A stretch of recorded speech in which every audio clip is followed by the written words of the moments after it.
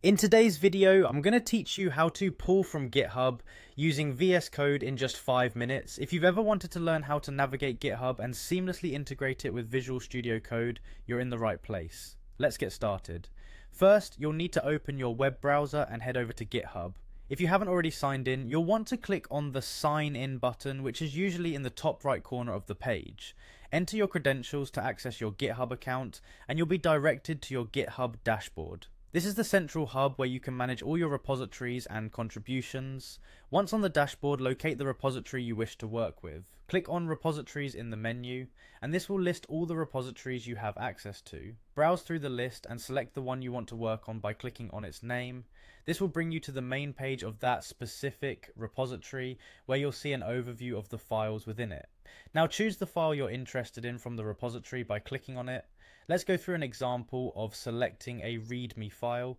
Clicking it will display its contents. Look towards the top of the file display. Here you will find a downward facing arrow icon. This icon is crucial as it provides you the options to interact with other services.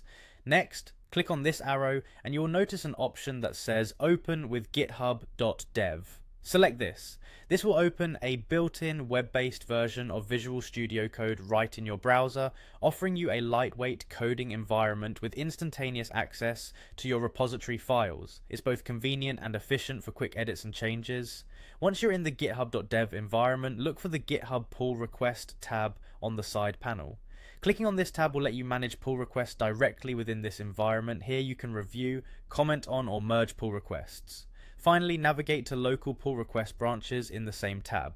Clicking this will allow you to toggle between different branches and pull requests you might have locally, providing you with a straightforward method to work with multiple branches within your repository. By following these steps, you've effectively linked your GitHub account with Visual Studio Code to manage your repository's pull requests with ease. This integration simplifies the process of collaboratively working on code, enabling you to make seamless changes from anywhere.